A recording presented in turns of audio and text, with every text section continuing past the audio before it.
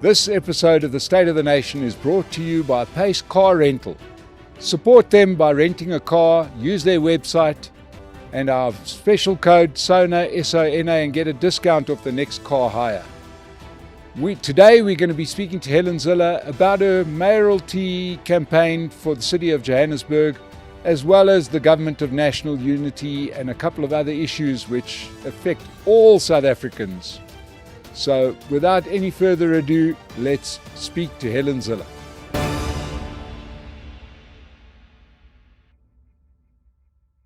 We are very, very excited on the State of the Nation to have the Democratic Alliance's Johannesburg mayoral candidate live in our studio, and that is Helen Zille. Helen, welcome to the State of the Nation and welcome live for once. We've done many interviews. Correct. Well, this studio is absolutely lovely. It's breathtaking. And I can only say I'm eating my heart out. Yeah, well, we're gonna. I'm sure we'll see a lot more of you in the studio as time unfolds, because boy, you've got a game on your hand. I do have, yes. So now you've been spending a lot of time in Johannesburg ever since you announced yourself as a mayoral candidate, and we'll get onto some of the more headline moments. But the first question is, can Johannesburg be saved? Yes, of course it can. And the longer I spend here, the more I know it can. The big saving grace of Johannesburg are the people who won't accept a problem but get together to solve a problem. Now, that's a wonderful feature, the social capital that Johannesburg has, that Cape Town doesn't have in nearly as great a measure. And it's because government works in Cape Town, so many of the problems that you have in Joburg don't really exist in Cape Town. And so people don't feel the need to band together as much in organizations to address the problem. The exception, of course, is the neighborhood watchers and the CPFs, the community policing forces in Cape Town. They're fantastic. But all the organizations that jump up in Joburg, that are cutting the verges, that are filling the potholes, that are even trying to fix the street lights and the traffic lights, that are mowing the parks, that are getting their little areas looking fantastic again. And it is quite extraordinary to see social capital like that at work. My aim in the next year will be to go around to as many wards as I can, or I'll visit all the wards until the election, of course, and to meet all these incredible people. And the ratepayers associations, I've met a few, really thoughtful. I was out in the south of Johannesburg on Friday night, and on a Friday night, all the civil society organizations came out to discuss the state of Johannesburg with me, and especially the state of their region. And I was so impressed by the depth, by the insight, by the technical knowledge, by the commitment. That is the saving grace of Johannesburg. Yeah, because I mean, as we were discussing before we went on air, the damage to the city has been breathtaking. It almost, it's almost warlike proportions. You sometimes can't believe your eyes. Well, it is particularly so to the infrastructure that's under the ground. Mm. The pipes, the cabling, all of that sort of thing is ravaged. And the difficulty with taking over as mayor in Johannesburg is that you've got to go back to 2000. Now, for example, in Cape Town, where they have had DA government for almost 20 years, they didn't have such a big backlog to catch up with in the start. Certainly I didn't when I became the mayor there. And then every year they've built on and on and on. So now they're planning for 2040 and 2050. And we're having to go back and fix the stuff that should always have been maintained for the last 30 years, wasn't maintained. And that makes it very difficult to plan and budget for the future. But we have to fix what exists. That's the first order of business. And that's going to be very difficult, because fixing the infrastructure and doing all the maintenance in Johannesburg is going to take, and we calculated it, about 3 times the annual budget of Johannesburg. So that is the real challenge that you face. And that is why we have to find innovative plans to do that. Yeah, and I must correct you there. We're also planning for 2014 and 2015 in Johannesburg. No, 2040 and 2050, I said. You see, it's 2040 and 2050. No, we've had to sit through successive bad mayors. Probably started off by Parks Tau, who suddenly is everybody's poster child. He's the guy who started the slide. Weird. He was dreadful, and everybody that followed him has been worse. Now, the big issue in Johannesburg, obviously, you talk about fixing it up. We are sitting in our studio, which is in Parkhurst in Johannesburg. We get water every second week, right? And we get electricity most of the time. And one would imagine that the level of compliance with rate paying in this area is still relatively high.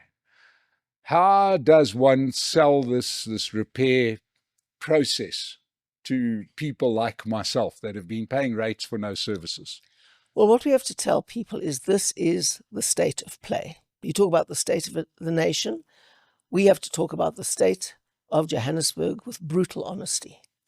And it's easier to do that when you're an incoming government because you don't take most of the blame for that. So we've got to be brutally honest about the state of Johannesburg, and we've got to be absolutely transparent about the budget and what we're doing with the budget. We have to fix the billing system, which is chaotic. I don't understand it. You know, when I came into Cape Town, we were working on installing the SAP, the SAP system. That was installed. It's hummed along perfectly ever since. In Johannesburg, they installed it, but it's never worked. I can't understand. Was it the contractors that they got in? What did they do to create such chaos in the billing system? Now, I'm about to have a full briefing by someone who knows a lot about what went wrong.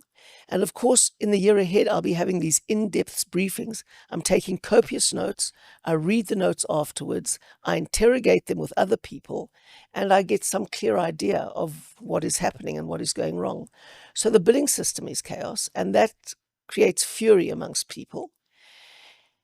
And to get that right is a process of being brutally honest with people, of showing them exactly what the budget is, and of showing them where the need for investment is. I mean, I visited factories in Selby, and they hadn't had water when I went there for 10 weeks. And they were about to lay off 4,000 workers. Now, you know, unemployment is our biggest problem by far in South Africa. And when you're about to lose 4,000 jobs because the city isn't doing its job, your heart stands still. And I had to pull in a water expert from Mpumalanga and one from Cape Town to help diagnose what the problem is.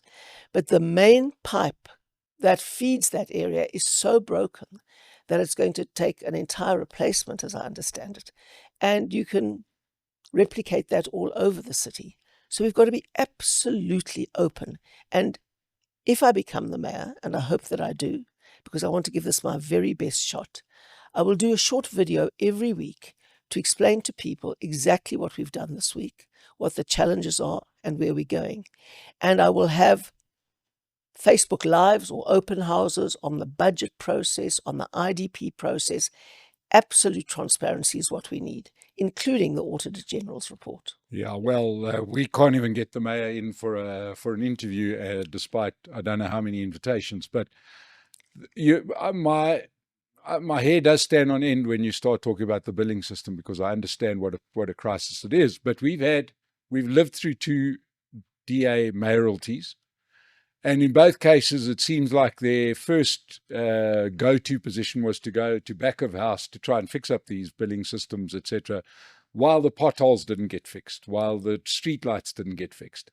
Is there some way that a balance can be struck between what happens behind the scenes with what happens in our lived reality? You know, we are used to getting ripped off on the rates. It just would be nice if the street lights or the traffic lights worked. The sad thing is that often you have to fix the back systems before the front-facing systems can be fixed, because the problems really lie in the back systems. Now, City Power is absolutely flat broke.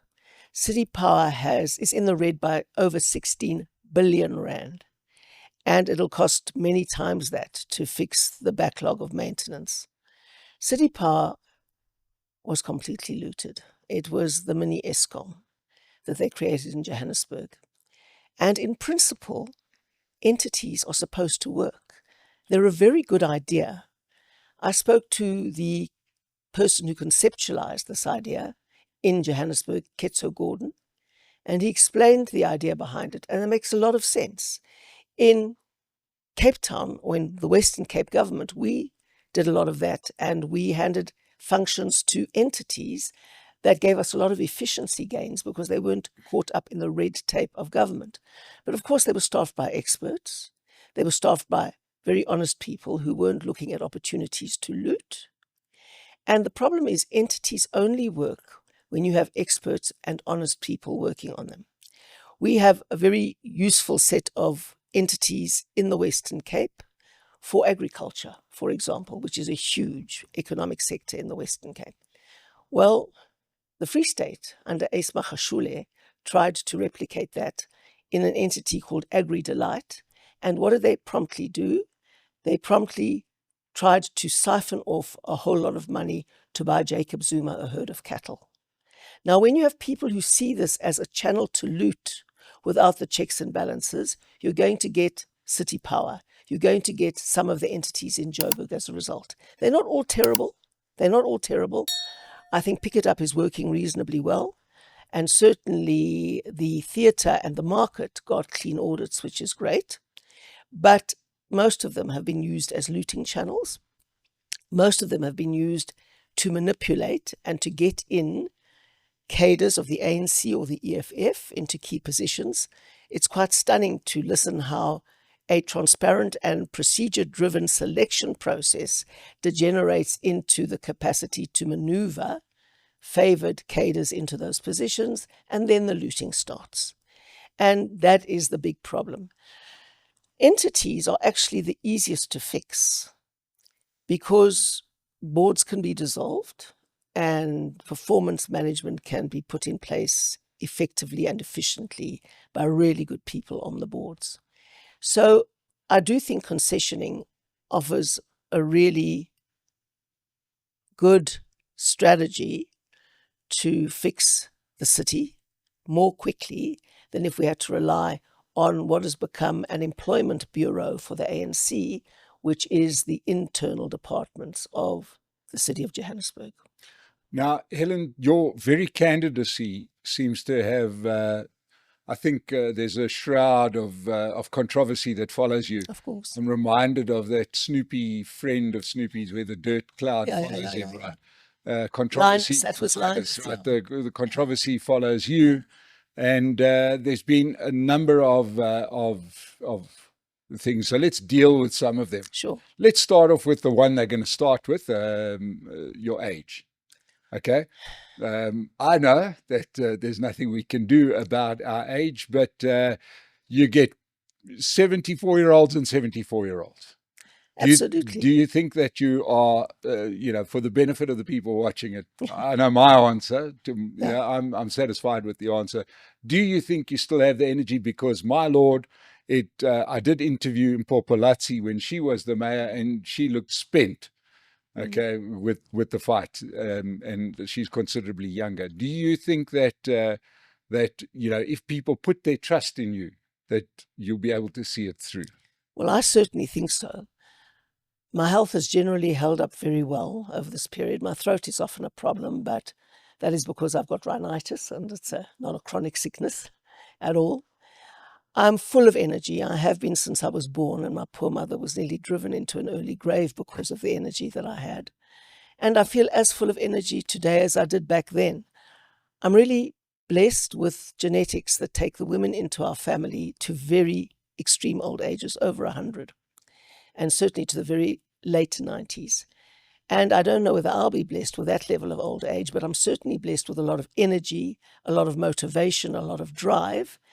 And if I were to retire now, I don't know what I would do, and I don't know what my poor husband would do, Okay, so then let's, as your introduction to the wonderful people of Johannesburg, you are going to walk into the most hostile media environment possible. It seems like Johannesburg, it's something that surprises. There's no logic to it, right? We will, for example, I suppose it's jealousy, but people, because everybody that does steal money, as we're seeing from the Madlanga Commission, buys a house in Cape Town. That to me is like the vote of confidence to prove the point that Cape Town is run better. But they will go to the one street in Khayelitsha to say Cape Town is managed badly. Now, any city is going to have poor people, but Cape Town will, as the only thing that one can hold against it, is the performance in places like Khayelitsha. Yes. What can one say about that? Well, I've been watching very closely the Urban Mobility Directorate in the city of Cape Town, and they've been filling potholes in places all over Khayelitsha as if it were Constantia. I mean, they've in fact spent far more money in Khayelitsha than they do in Constantia, the city. It invests far more, and this is the irony. When I say to people, the city spends far more in places like Khayelitsha than it spends in Camps Bay, people don't believe me. But it's absolutely true if you look at the budget. And the houses in Camps Bay were not delivered to the people there by the city. This is the problem. People don't know what a government does. And none of the houses in the leafy suburbs were delivered there by the city or the state. Those were all built by private people. And if you look at future planning, which they do a lot of in Cape Town, they plan to spend 40 billion rand, 40 billion rand over the next 3 years on expanding and entrenching world-class infrastructure in the poorest communities and preparing for the increasing in-migration that we're having. So that is the kind of money that you can spend if you don't steal it, which is first a very, very good thing. Now 75% of that 40 billion is going to the poorest areas of Cape Town, 75%. And that 75% of the 40 billion is more in infrastructure spend than all the other metros put together. That is the way that Cape Town has managed its finances. And when you manage your finances, you can invest in the future and you can make life better for poor people. We've got the most generous free basic services platform and up to 5 million rand house value, which I know is not exorbitant in Cape Town, but up to 5 million rand housing value, you'll still get the best rates value from Cape Town. So it is an extraordinary situation. And, people who come into Cape Town aren't stupid. They come there because they know they'll get a decent clinic that functions. They'll get a school that operates. They'll get equipment in a school and a feeding scheme that works. They will get roads that you can travel on. We're just expanding the bus rapid transit system at a cost of billions to connect Khayelitsha to town, and I think that's already finished, and then several other billions to connect that to the Wynberg and Claremont interchanges. This is quite extraordinary, the amount of investment that's going into poor areas in Cape Town. Yes, there are some very unsatisfactory places. Yes, there is a long way to go. Yes, many people still live in shacks. But in South Africa, we've got primary urbanization.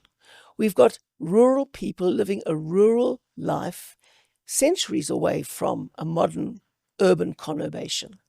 And they come to the city with literally nothing. And they often put up a shack on a piece of land that is not serviced. And then the city has to catch up. And the amazing thing about Cape Town, actually, is that despite the huge waves of in-migration we've had, if you look at statistics, South Africa, we're still right at the top of the log for the delivery of basic services. So we have kept up with the change, but it does not mean that there aren't a large number of people living in dreadful circumstances. People must understand no government ever is going to put everybody in a 3-bedroom house with a garage. There wouldn't be any room for any other thing on the entire national budget if the government would try and do that. But what we can do is do the mandate that local government has, which is basic service delivery, water, electricity, sewerage, roads, all of those basic things, traffic lights, verges, those are the competencies of local government. Yeah. So as I've said before, the correct comparison is not Claremont versus Khayelitsha. It's Claremont versus Sandton. It's Khayelitsha versus Alexandra. Yeah. That's really the place to get the sense. And in both cases, it's 2-0. It's not even close. It's not even close. It's not even close. And people must stop, comparing the worst in Cape Town with the best in Johannesburg, and the best in Cape Town with the worst. It just doesn't work that way. I mean, I wish we didn't have poverty, but we do have poverty, and we will for a very long time. And the only way we can overcome poverty is by rapid economic growth. And the proof of the pudding lies precisely in that. That is why Cape Town's unemployment rate is a full 10 percentage points lower than the rest of the country. That's extraordinary. And here in Gauteng, you have Midvaal, which has always been under the Democratic Alliance. It's never been under any other party since democracy. And there they have unemployment in the single digits. And large factories have moved from Johannesburg to relocate to Midvaal. Heineken, Ferrero Rocher, Pick n Pay's distribution center, I think it was. I think I'm mentioning the right supermarket chain. But they're going there because services work. Yeah, and to many people that are not aware of that, in some celebrated cases, especially Heineken, moved to the Midvaal area so that they knew they would be able to get services. That is what good local government does. It attracts investment. And in that case, it attracted investment away from Johannesburg or Sedibeng, I suppose that's what it's called, right? The Vaal area, which is even worse than Johannesburg. But you speak about that word, and I can only imagine that we're going to get 1 million comments, because you mention the word migration, which gets very close to a thing that got you into trouble, which is the true statement that you've got economic migrants from the Eastern Cape. They come from where they vote for the ANC and get nothing from it other than unemployment, and move to the Western Cape because it's the shiny city on the hill. And then you mentioned that people had they were economic migrants, and everybody was up in arms about it. Now, if you thought that was bad, can you imagine what a well-run Johannesburg would look like in terms of migration? Well, somebody told me that Johannesburg has 400 informal settlements. Now, I will try and see them all, but 400 is a lot. 400 is a lot, and some of them are literally in spaces. These aren't formal. I mean, some of them are it's just crazy where they have sprouted. When one talks about informal settlements, what is the correct way of dealing with formal settlements? Informal settlements. Informal settlements. What is the best, correct way of dealing with them? Because obviously one would imagine the first one is to not let them start in the first place, which was what used to happen until Parks Tower became mayor, and then Herman Mashaba became quite friendly with informal settlements. Well, he became friendly with the EFF. Right. That enabled him to turn a blind eye to land invasions. That's what happened. You're right. So now we've got a situation where I'm surprised that the number is so low at 400. Literally an informal settlement in every open space. Let me tell you the difficulty of housing. There are hundreds of thousands of people who are on waiting lists around the country, law-abiding people, living in backyards, often living in shacks, living in bad conditions, who are waiting for a foothold and a place to stay somewhere. Then some people come who are very new to a city and occupy a piece of land unlawfully. You have the PI Act, which is the Prevention of Illegal Evictions Act, which makes it almost impossible to move people out of an illegal occupation in a specific area. And why the PI Act makes it impossible is that you can't, first of all, move people without a court order, and secondly, you won't get a court order unless you can move them to a space in the approximate area and give them a dignified alternative. Now, that is almost impossible to do, and it is definitely impossible to do without jumping over the heads of hundreds of thousands who've been legally waiting and haven't been breaking the law. So you've incentivized lawbreakers. You've incentivized lawbreakers, and you encourage it. And the PI Act makes it impossible to fix these places. Even if you want to do what we call rollover upgrading, where you get a greenfield site, and then you move people to that greenfield site, and then you upgrade the previous site, of course, you still jumping over the heads of many people who've legally been waiting patiently for many years.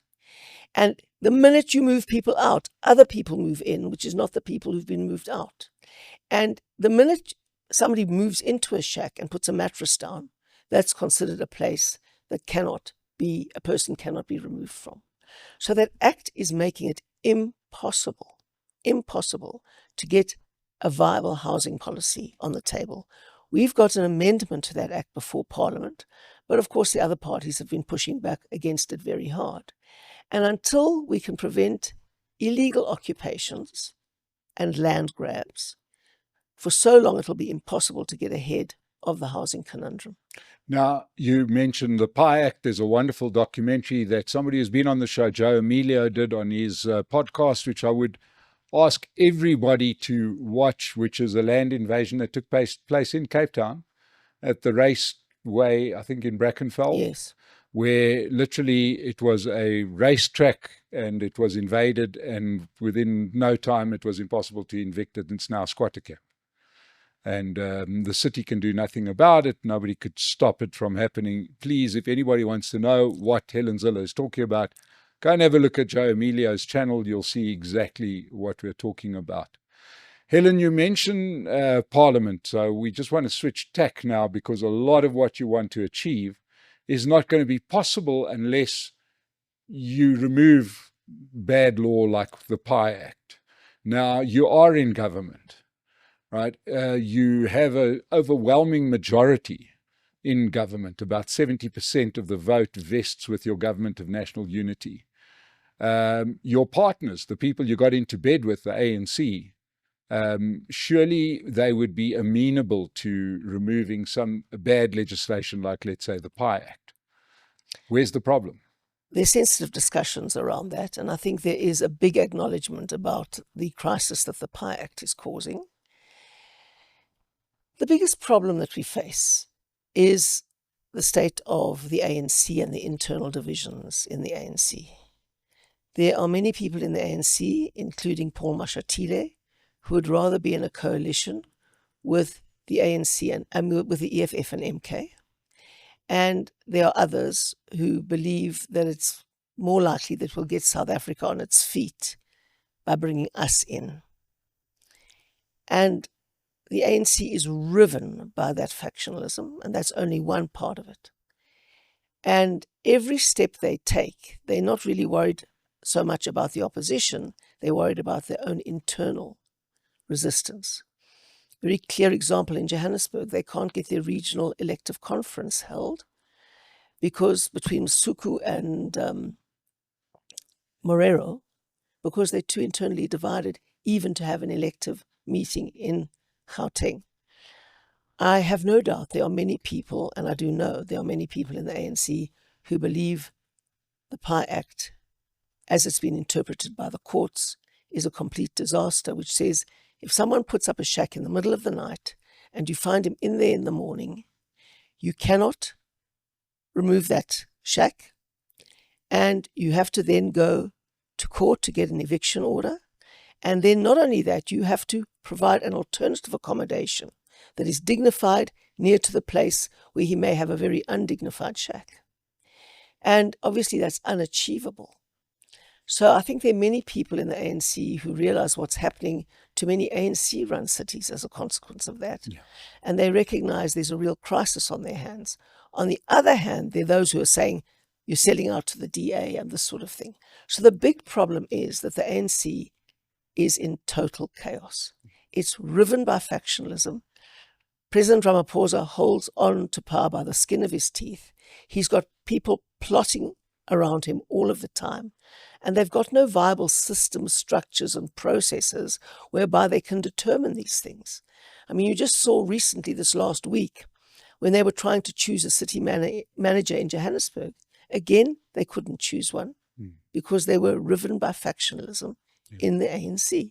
Yeah, because we in Johannesburg, we've had the EFF's city manager, Floyd Brink. Correct. And they want to put him back. And then there's some factions that want him that don't think he's corrupt enough. And the other factions that don't want him. Yeah. So they had to put the EFF's choice in there to keep their coalition with the EFF going. That was the price the EFF charged for them staying and propping up the ANC, and the ANC is deeply divided about it. And that is what is going on, and that is what makes progress so difficult. But before voters complain about it, let me say something that also gets people up in arms and coming after me with brickbats. Voters get the government they voted for. And if voters don't want the state of chaos, they mustn't vote for the state of chaos. We, after the 2021 election, could get a majority in Nelson Mandela Bay, but we had to put together a 10-party coalition. 9 of those partner parties of ours could bring down the government. 5 of them had just 1 councillor elected on a remainder in the proportional system. And obviously that wasn't going to last. The minute the ANC offered somebody a better deal in the politics of extortion that inevitably accompanies that kind of thing, they were going to go and bring down the government, which is duly what happened. The ANC offered one of the smaller parties the mayoralty, and off they went. That's how you got Mr. Gwamanda and Mr. Ahmad as mayors of Johannesburg. They couldn't get 1% of the vote, but they could determine whether the DA or the ANC was in government, and the price they charged to enable the ANC to be partly in government was to demand the mayoralty. And the ANC gave in. They took the mayoralty, and we saw what happened as a consequence. But that is a consequence of the way people... As the ANC did in the city of Tshwane. People must consolidate their votes. If they want the ANC, don't vote for proxy parties of the ANC, vote for the real deal. And for people who want to oppose that, you know who to vote for. The DA is the only party that can beat the ANC, certainly in Johannesburg. This is a 2-horse race, the ANC versus the DA. And if people don't want the ANC and don't like corruption and everything the ANC has done to the city, they need to consolidate their vote behind the DA. Because if they don't and vote for all kinds of smaller parties, the ANC will be bigger than the DA if people split their vote all over the place, and then they will put together the coalition. So even if you don't like us much, and even if you don't like me, that's fine. I'm not asking you to like me or the DA.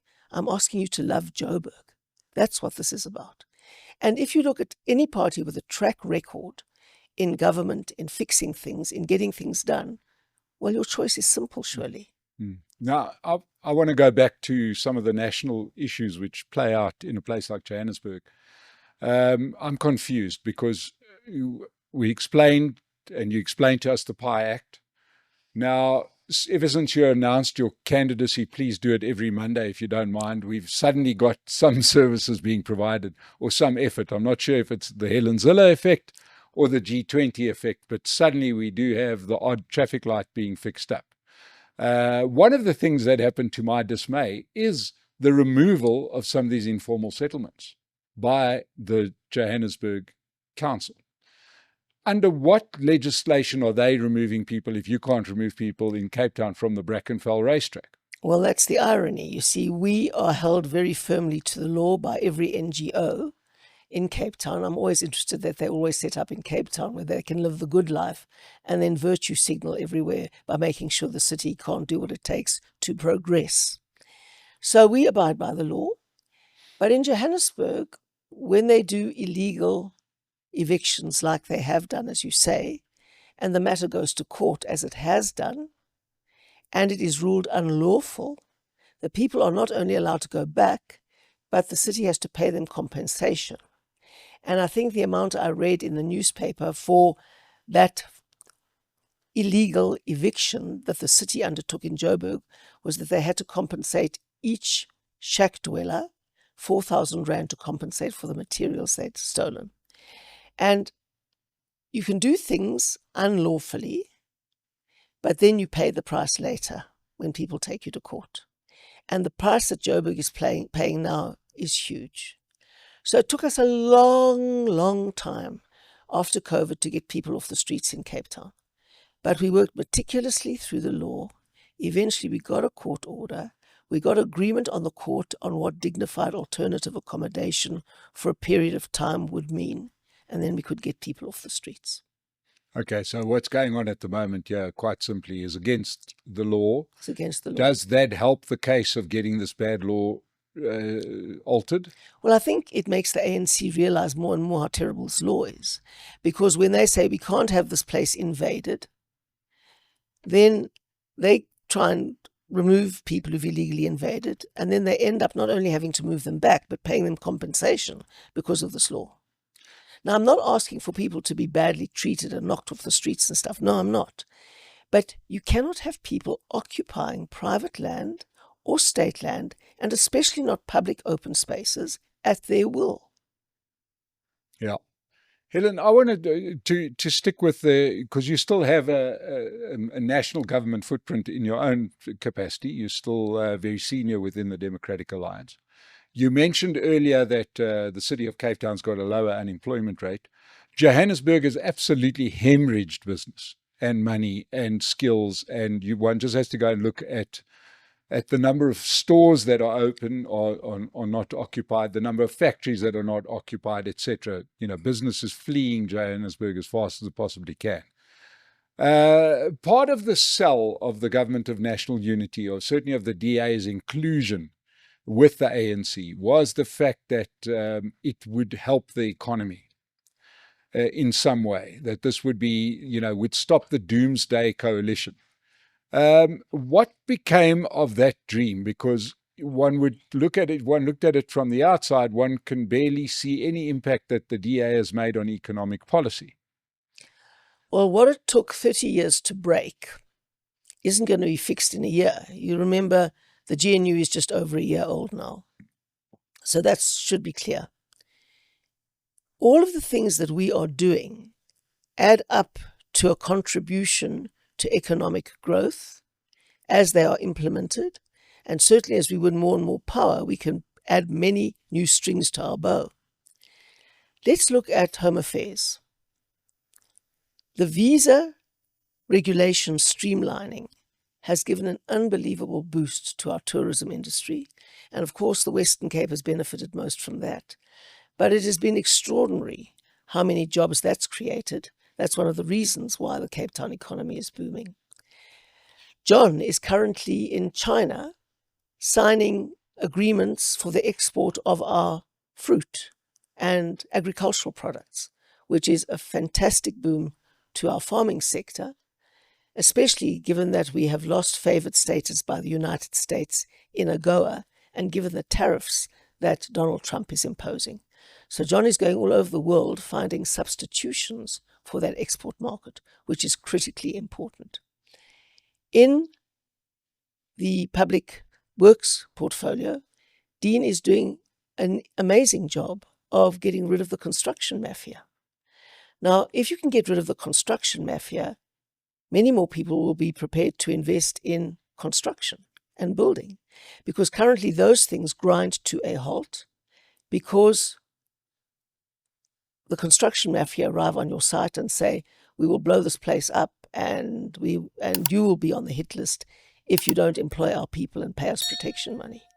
So of course that's a massive disincentive to investment in the construction sector, and getting rid of that will be an extraordinary boost. Solly Malatsi in digital communication and digital technologies,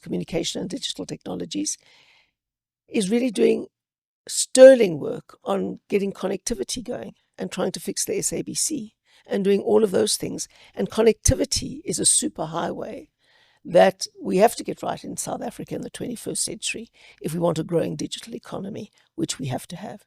Siviwe Gwachube is battling away at one of the most important and difficult areas, which is education, which you only see over a generational effect, actually.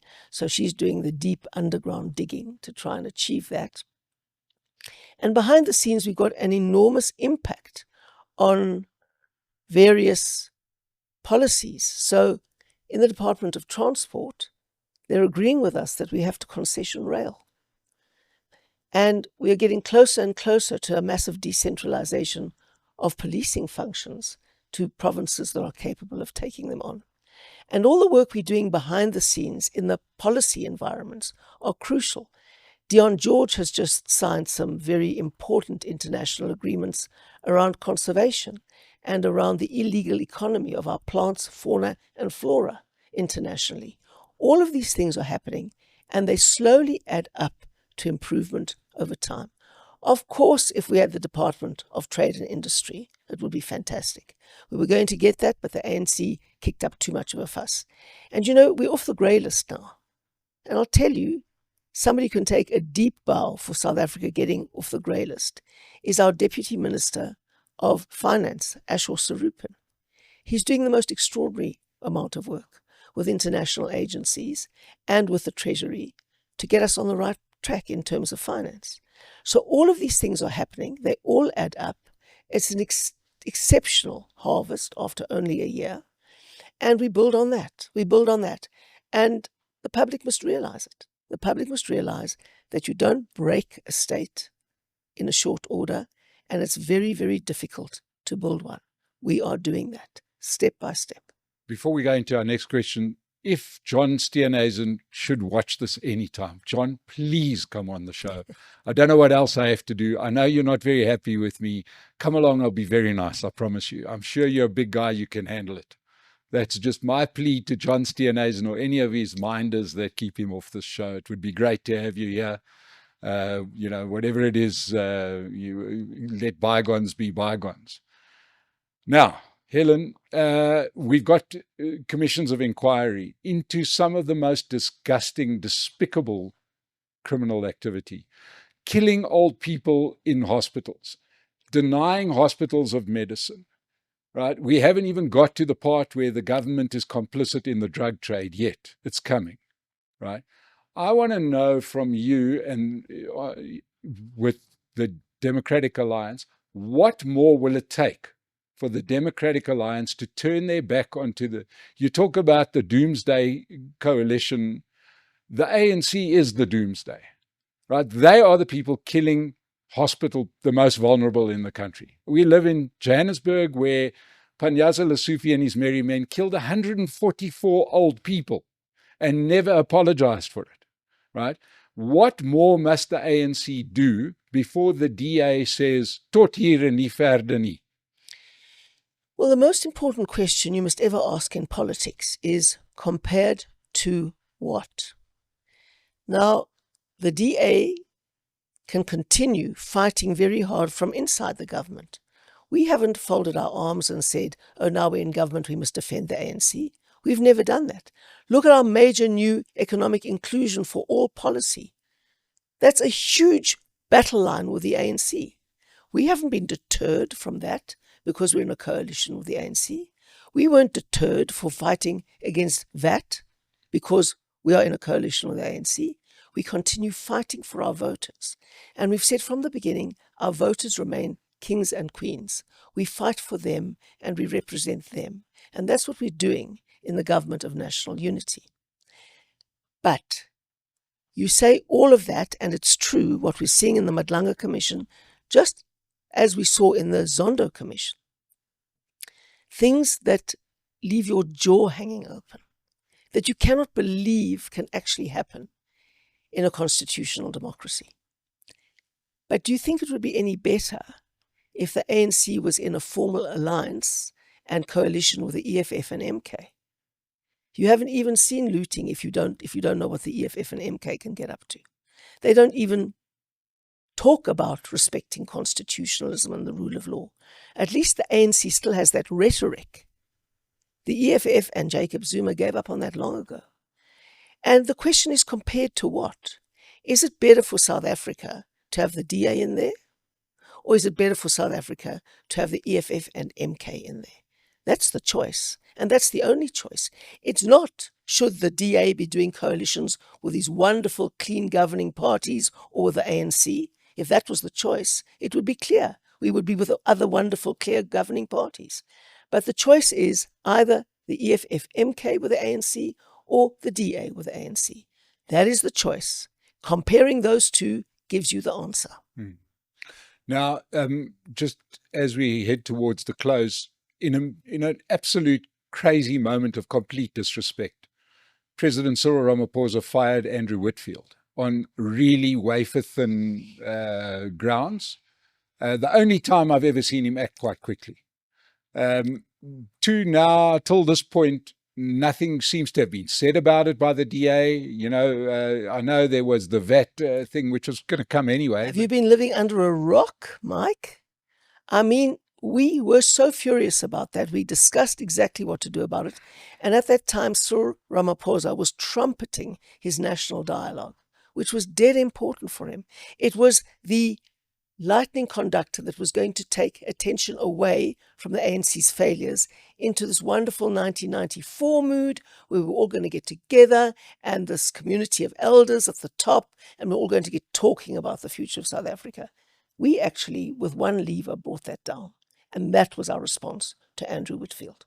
And no replacement? That part of it is what's happened. I mean, Well, I think you need to ask John about that. It's not my lane, and I really can't steer into that lane. You hear that, John? I have to ask you about it, but it's very hard to ask you about it if you won't speak to me, John. Come on, John, we can do this. Come on, we're big guys. Helen Zille, you have really shaken up the landscape. I want to just close off by saying you arrived in Johannesburg and received a crazy and hostile welcome on 94.7, where some absolutely crazy stuff was said to you. You know that you can expect a lot more of that. You know, what does one say to somebody that literally invents facts? Well, what I do say is let's talk about the facts. Let's talk about what this election is about, which is, can we fix Joburg? Can we restore services? Can we extend services? And can we build hope for the future? Because when there's hope for the future and people have more confidence, they invest. And when they invest, they grow the economy. And when the economy grows, we get more jobs. That is the holy grail, more jobs. So can we talk about that rather than bang the race drum, which has made you rich because you are connected to the ANC elite? And that's exactly what BEE's done. It's legalized corruption. It's enabled the looting that we've seen. That hasn't been despite the law, that's been facilitated by the law that is supposed to deal with the legacy of apartheid. Instead, it has looted the state and made a few people very, very rich. The most critical thing we have to do in South Africa is fix the criminal justice system. And of course, the ANC won't let us near that. That's why we're trying to decentralize policing as a step in that direction. But the brokenness of the National Prosecuting Authority is something to weep about. After Zondo, they had all the facts on the table. How hard is it to mount a prosecution on that basis? With Madlanga, they even know the names. They know of Kat Matlala. They know of Brown Mogotsi. They know about all these people. When are they going to appear in court?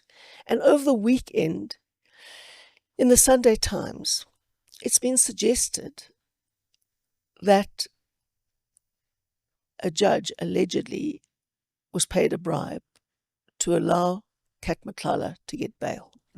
If that was it, Katiso Molefe? Yeah, sorry about that. Yeah. Katiso Molefe to get bail. Katiso and Kat are rather close together. But Katiso Molefe to get bail. Thank you for that. And I thought to myself, I hope that's not true. Yeah, because he's not just a judge. He's the acting judge president in Gauteng. I could not believe it when I read it. Now, that's what we've got to fix, step by step. And we can do it if the voters let us. It's up to the voters. They want to fix it, they know what to do.